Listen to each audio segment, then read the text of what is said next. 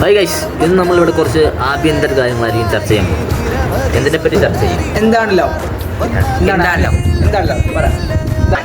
പ്രണയം എന്താ? ലവ് എന്ന് വെച്ചാൽ എന്താ കാര്യം?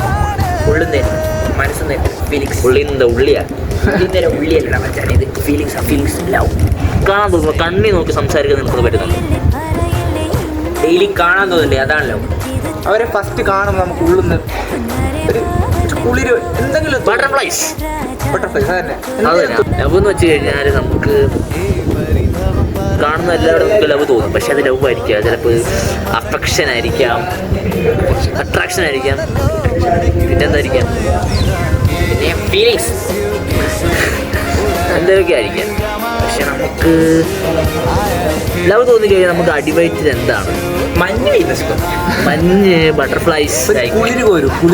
ഉള്ളെൻ്റെ ഒരു ഫ്രണ്ട് എന്നോട് ചോദിക്കുകയുണ്ടായി, നീ എത്ര പെണ്ണുങ്ങളുടെ പുറകെ പോയി? ആലോചിച്ചേ.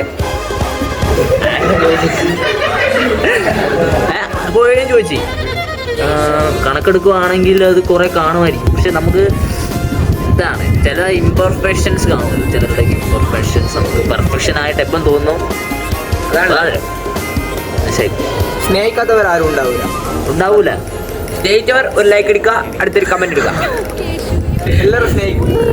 അപ്പോൾ അതിനെ പോയിട്ട് അടുത്തെന്തെങ്കിലും കോഞ്ഞാട്ട് കണ്ടൻസ് ആയിട്ട് നാളെ എത്താം. Stay tune four better updates, അല്ല റെസ്റ്റ് ഓഫ് ദ അപ്ഡേറ്റ്സ്.